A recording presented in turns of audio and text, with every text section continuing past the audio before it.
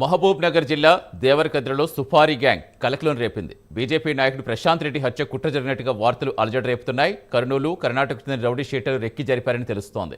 గతంలో ఓ హత్య కేసులో ప్రశాంత్ రెడ్డి నిందితుడిగా ఉన్నారు. 2.5 కోట్లకు డీల్ కుదిరినట్టుగా ఆడియో వైరల్ అయ్యింది.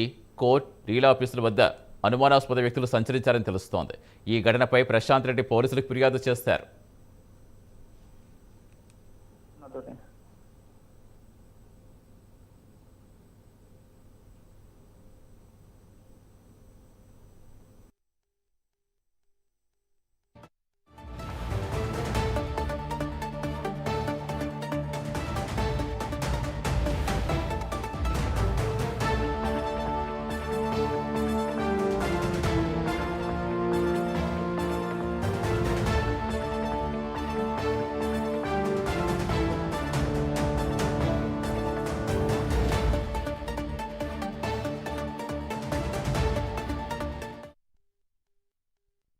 నేను కోర్టుకు వెళ్తున్నటువంటి సందర్భంలో కావచ్చు, నా బిజినెస్ పనుల మీద వెళ్తున్నటువంటి సందర్భం కావచ్చు, కొత్త వ్యక్తులు నాకు అనుమానం వచ్చేటటువంటి విధంగా వాళ్ళు నా మీద ఎంక్వైరీ చేయడమో, నా గురించి డీటెయిల్స్ తీసుకోవడమో, అవన్నీ కూడా కొంత నాకు అనుమానం వచ్చి నేను చిన్నగా నాకున్నటువంటి ఫ్రెండ్ సర్కిల్ ద్వారానో, నాకున్నటువంటి మాధ్యమాల ద్వారానో వీళ్ళు ఎవరు ఎందుకు తిరుగుతా ఉన్నారని చెప్పి నేను ఎంక్వైరీ చేయడం జరిగింది. ఆ ఎంక్వైరీలో వీళ్ళు నా మీద అటాక్ చేయాలనే ఒక ఆలోచనతో ఉన్నారని చెప్పి నాకు తెలిసింది.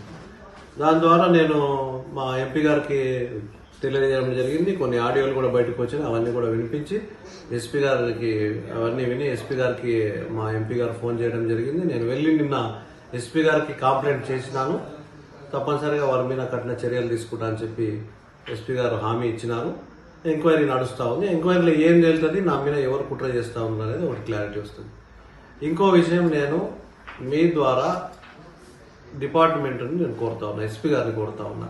నాకు పోలీస్ వ్యవస్థ మీద పూర్తి నమ్మకం ఉంది. ఇక్కడ ఉన్నటువంటి లోకల్ పోలీస్ వ్యవస్థ మీద నాకు నమ్మకం ఉంది. కానీ కాంగ్రెస్ పార్టీ నాయకుడు ఒత్తిడి ఉంటుంది, తప్పనిసరిగా నన్ను డిఫేమ్ చేయాలి, ఏదో నన్ను ఒక వేరే రకంగా చూడాలనే ఒక ఆలోచనతో ఆయన మాట్లాడుతున్నటువంటి కొన్ని సందర్భాలు నాకు తెలుసు. కనుక నేను పోలీస్ వ్యవస్థను, ఎస్పీ గారిని ఒకటే కోరుతా ఉన్నా. ఏది ఏమున్నా పూర్తి స్థాయిలో నిజం బయటికి రావాలంటే కొత్త ఆఫీసర్ ఉంటే నిజం బయటకు వస్తుంది. ఇక్కడ ఒత్తిడి ఉండదు కనుక వాళ్ళ పని వాళ్ళు చేసుకుంటారు కనుక పూర్తి స్థాయిలో నిజం బయటకు వస్తుంది కనుక నేను వారిని పోలీసు ఎస్పీ గారిని కోరుతా ఉన్నా.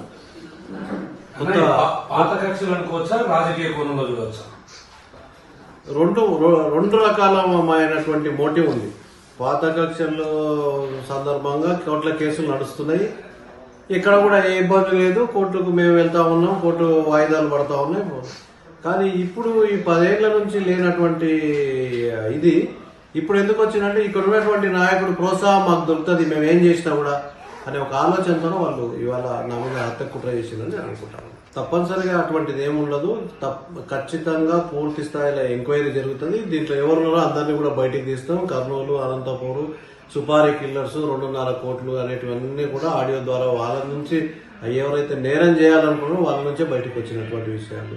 దాన్ని పూర్తిగా ఎవరున్నారో పేర్లతో సహా వాళ్ళని ఎక్కడున్నా పట్టుకొచ్చి కేసును ఛేదిస్తామని చెప్పి వాళ్ళు నాకు హామీ ఇవ్వడం జరిగింది. అధిష్టానానికి ఇన్ఫర్మేషన్ ఇవ్వడం జరిగింది. ఎంపీ గారు ఐజీ గారికి ఫోన్ చేసి, డిఐజీ గారికి డీజీపీ గారికి ఫోన్ చేసి మాట్లాడడం జరిగింది. ఐజీ గారికి మాట్లాడడం జరిగింది. ఎస్పీకి మాట్లాడడం జరిగింది. ఖచ్చితంగా చర్య ఉంటుంది. వాళ్ళ మీద ఎవరైతే నా మీద దాడి చేయాలో, నా మీద కుట్ర చేసి హత్య చేయాలనుకున్నారో వాళ్ళ మీద చర్య తీసుకోవాలని చెప్పి పార్టీ తరఫున డిమాండ్ చేయడం జరిగింది.